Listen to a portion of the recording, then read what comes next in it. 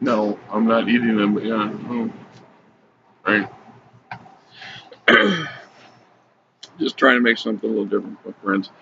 Continuing a revisitation on the MERP game system, Middle Earth role playing from Iron Crown Enterprises. Uh, I need to Google them. Are they still in business? It shows you how out of touch I am sometimes. Anyway, this particular one called The Havens of Gondor. Now, I love the books. I love the novels. I started reading Lord of the Rings when I was 8 years old. Yeah, I think I found one of my teachers when I was in elementary school read The Hobbit, and I became enamored with it. And I went to the library and discovered that they had more. And so I read Lord of the Rings. I read The Hobbit. I read the Shimillion. No, can't pronounce it. Although I will argue that if you've never read that book, do yourself a favor and read it backwards. Uh, Read it section by section in reverse because it makes more sense. Because it is the creation, it's a Bible, it's the creation story of Middle Earth, right? Starting at the beginning, if you really aren't into that sort of thing, you're going to get bogged down and bored fast. The story gets livelier as you go on, and it's really a mismatch of stuff. It was never intended to be an actual novel from that mindset. I remember J.R.R. Tolkien made a point that he was under pressure and somebody published it. He just sent him a bunch of his notes and stuff. They crammed it together, and he was never satisfied or happy with it. But he never got a chance to revisit it either. Neither what is in the books. The Party of the Ring, if you're familiar with it, or the movies, they know what Gondor is. You hear mentions of the Prince of Dol Amorth and the Southlands and the coastlands, and some of this group or this area sent these amount of troops, and this group sent this amount of troops to defend Minas Tirith. But they don't go into them. Now even when Aragon goes south to the Stone of Urk to call the undead in the movie.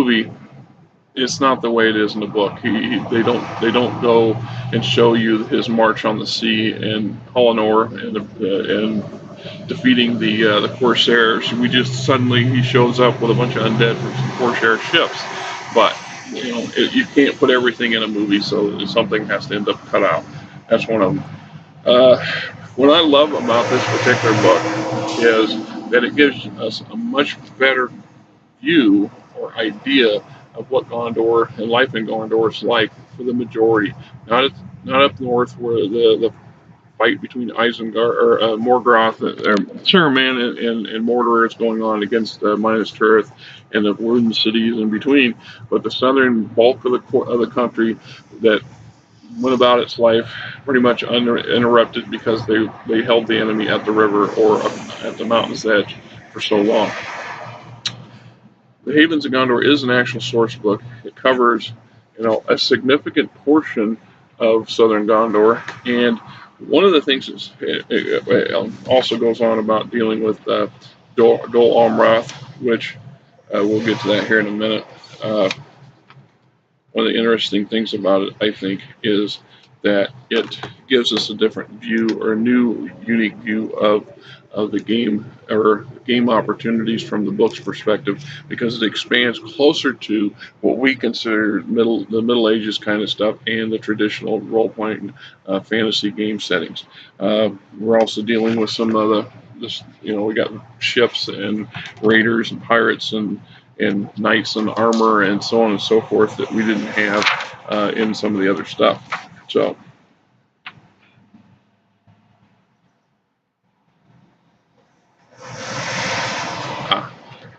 a disclaimer. I noticed that ICE is, I don't know if this is good or bad, but ICE does this.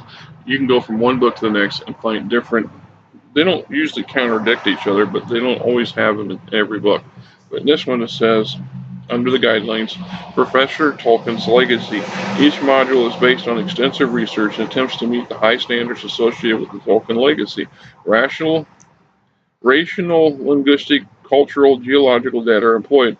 Interpretive material has been included with great care and fits into defined patterns and schemes. ICE is not intended to be a sole or proper review. Instead, we hope to provide the reader with thrust of creative legacy in the character of a given character. Remember that the ultimate source of the information are the works of Professor J.R.R. Tolkien. Posthumous publications edited by his son Christopher has shed additional light in the world of Middle-earth. These modules derive from The Hobbit and The Lord of the Rings, although they've been developed so that no conflict exists with any other source. Now, well, this is what it is. What is that? I'll turn that here. We're getting some sun dogs or whatever from the light coming in the window over here. That is the east, and the sun coming across the parking lot of the Quick Trip or the truck stop that I reside at night. And we'll probably spend more time here once my mom's house is sold. So we get our own place, which could be, I don't know, next year. Anyhow, what do you do? The Havens of Gondor. Uh, if you read the sections in the book where it shows it deals with the prince, Email, I can't pronounce his name, the prince of Dol Gondor. One of the things we find out is that it's a principality within the kingdom per se, and out of all the principality or all the sections of Gondor, this one here is the most it's the most autonomous, the most self-governed, and probably the more purest. The Numerian blood still intermingles with Elven blood, and you can tell it when their looks and their appearance of the High Knights and the nobility of this particular section. The traditional, almost reeks of King Arthur and the Knights of and Camelot, because it's so picturesque, it's so Middle Earth fantasy. The kind of sort you see in the poetry and the stories, and not the real gritty stuff. But it is Dol Amorth is a very important part of Gondor, and if Minas Tirith is its backbone, Dol Amorth is the soul, the warrior poet soul, if you want to look at it that way. Anyway, goes through definitions, terms, explains a lot of the different people and the places, adapting this module to your campaign, converting hits and bonuses. We're back to that converting statistics. Like I said, ICE is great for having conversion tables on hand. So if you want to use a different game system, mechanics wise, the adaptions are there. It's not tough to do, right? And we go on locks and traps, converting spells and trap lists, converting combat abilities, armor types. Number 2, introduction and history. The Havens of Gondor forces on a great fief called Doranel, the land of the prince, comprising all the lands between the rivers Grillion and Ringdol Morthad, including the whole of the hilly peninsula called Balthalis. It is a strategic province blessed with fine ports and fair weather, lies in the heart of southern Gondor, and aside from Lambden, is the westernmost of the Stoneland's well-settled regions. Our overview, we get our history of Doranel, how it was established, the coming of the Elves, the coming of Dean Croydus, the founding of Althad, the founding of the Seawood Tower, Rabble and Numerians, founding, I know, pronunciations flat. I know the word doesn't mean, just because I can't pronounce it does not mean I don't know the word, all right? That just means I can't pronounce it. Founding of the Gondor, founding of Doranel, history. There is depth of history here in backstory. Even though there's only so big a couple paragraphs for each section of each era, it's there, and it goes into great depth. Then we taught the brief timeline of Gondorian history, the peoples of Gondor, the first age, the second age. See, I'm talking about history, basically a history lesson based on sections of the ages and what was going on at the time. So you can actually use this to pick any one of the 100 timelines to play the Lord of the Rings. Excuse me, in that particular timeline. You just have to adjust accordingly, because obviously at certain timelines, Smaug's not going to be at the Lonely Mountain, and the dwarves didn't settle at a different time, and so on and so forth. Goes on. Life on the Tolfalis, the coastal islands, life in the marshes and the delta, life in the highlands, sharks, whales, kraken, People and cultures, the Dunedain. Yeah, this is one of those things I kind of became fascinated with early on, and I've read it a number of times over the years. When Tolkien, that's one of the things that gives this game system a different flavor or uniqueness compared to any other game system. Is the sheer level of depth. It was all created, envisioned by one man, and that one man, J.R. Tolkien, went to great lengths to build his backstory and his mechanics for his novels. And so when we talk about in this case, we're talking about the people and cultures. Well, the Dunedain of Dorinel, the wild men, the common folk, the mountain folk. It's not something that the writers and designers of Ice concocted themselves and then fluffed out. It's actually something that Tolkien created and for his own reasons, and then Ice got a look at those and figured out a way to translate them into a game's usable game material. And because of that, you've got really depth culture, really depth understanding why the Dunedain are different from the common men, and why the Northmen are so different from the Southmen, and why are the Rohirrim the way they are, and they really have a long, deep history behind them, and it shows up in the various modules and source books in the game system. But it's from the books, it's from Tolkien's notebooks and his research. I'm familiar with Christopher Tolkien's works based off of his dad's stuff, and the lion's share of his early stuff basically was Christopher going through dad's notes and piling them together and putting them in a book form. And I've read a lot of those, and I've learned a lot of valuable stuff, both as a game master and as a would-be writer.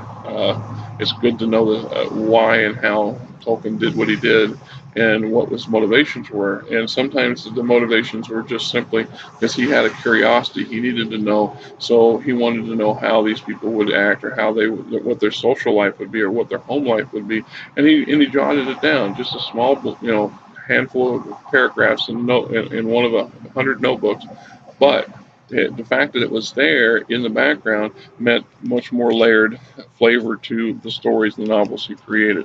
It works the same way in our game world. This is one of the reasons I'm a big fan of long-term campaigning, long-term gaming, where I can get the same group of people to get together, and if we can play for 5 years straight, I'll do that, because the sheer level of flavor and backstory we get in our campaign world increases over time. And you can that's one of the reasons people can get so attached to a character. You've spent so much effort and time to develop who the character is and what the character does and their preferences and their likes. It's like a friend. So if that character gets killed, you just got your friend killed, and you feel bad about it. You feel terrible, and you really don't want that to happen, because Jesus, I put so much effort and time into Fred the Conqueror, and now look at him. He's a pile of goo. What do you do? All right. So we got parents, attitudes, outlook, religion, family life, language. You see this stuff in other game systems do something like this. And I'm not going to sit there and say that somehow or another that they learned from MERP and ICE and trumped it and stole ideas, because that's probably not true. I've got older game systems that predate Rollmaster, and they have their versions of that. It's common. It's just that what sets this game system apart from all the others is it's one man's vision.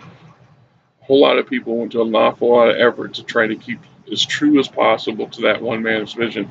God bless y'all. I mean, honestly, it makes a difference, in my opinion, if you're playing in it. So we go on with the life of the courts of the princes, alliances and conflicts, relations between the prince and the earldom, the economy, organizations and groups, nobility and merchants, guilds, privateers, etc., smugglers, thieves, characters from Dol, people note characters from Dol Amorth, major NPCs.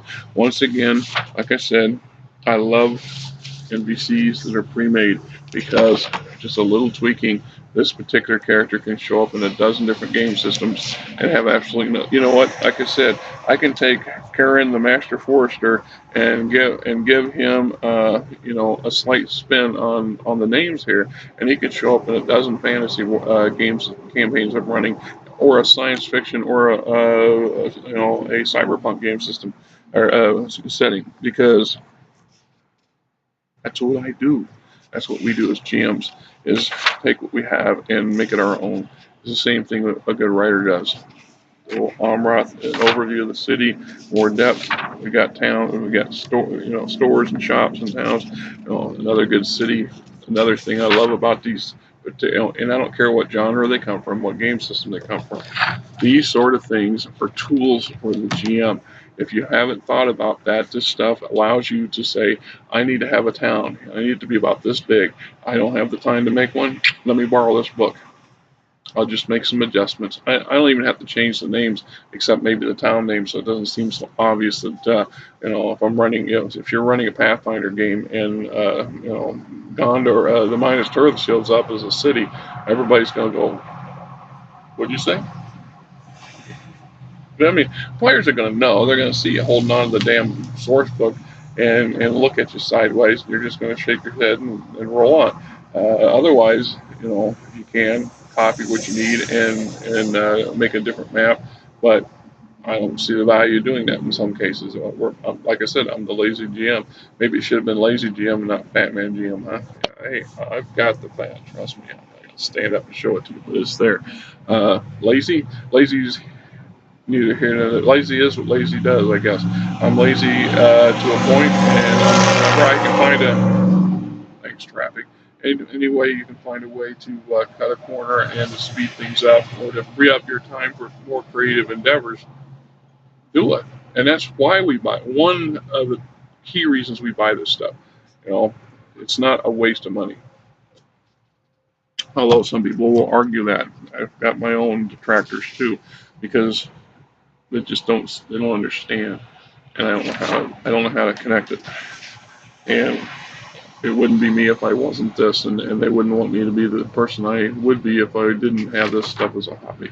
And I know that the hard way. Trust me, you do not want me to be what I'm not, because it gets ugly. Anyway, maps. Gotta love our maps. Some pictures. Some of these pictures. What is this? Danforth from 1987. I don't know who Danforth is. Sure, one of y'all do. One of you guys are much more knowledgeable. A lot of you guys are far more knowledgeable in this stuff than me. I'm muddling my way through. I'm just learning how to share my thoughts and my opinions and blog in such a way that maybe I'll get some people to watch. I've been very fortunate that I've seen my reader. I did the first 30 or 50 of these things with nobody, and I've got almost a dozen now. God bless y'all for at least humoring me. Anyway, so we got a whole section on ships. Ships of Gondor, ships of Dol Amorth, ships of the Ohad, ships of Umber. Yeah. And we got a section on adventures. And we have it, like always, 3, and they're set in different timelines, give you some opportunities. Our master military chart in the back, military units, recorded, the master NPC charts. Like I said, I love these things. I have carbon copied a number of these, Xerox a number of these things. I guess we don't be Xeroxes anymore. You know what? Up here behind me in the overhead, I actually have my printer. So if I needed to, I can print and copy. Was going to have it at Mom's house, but at some point I realized it had to be in here, and now it's in here, and I'm glad I put it in here. Anyway, Havens of Gondor, good system. One of those modules or source books. Technically, it's a source book. I don't. It's too thick to call it a module or an adventure. And there are a number of other source books. Obviously, they're thicker and more stuff than this one. But this one has a lot of flavor in it. And if you take the name out of it, make a few changes, subtle changes to it, you could use this in any of your game systems. They even include the conversion charts. How awesome is that? You won't find those in your Pathfinder. You won't find those in your Dungeons and Dragons because we're too good for that. Why would we give you conversion chart to convert over to a D100 system or a D6 system. But you would still use a D6 system? I mean, I know some of the old game systems still use the D20, the D6 system, but come on, and you go wrong, right? Big honkin' die, nothing else. You beam Joe across the table with it because he's falling asleep, or he's trying to crack a joke about something he heard at work. You don't need it at your table. Uh, get a string and hang on to it, and you swing it like a flail.